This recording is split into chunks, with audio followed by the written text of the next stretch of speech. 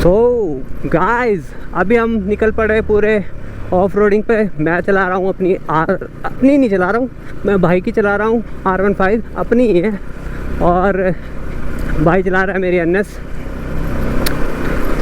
तो भाई हम R1 को लेके आगे पूरा ऑफ रोड में, पूरा रोड ख़राब है। ओ ओ ओ ओ ओ ओ ओ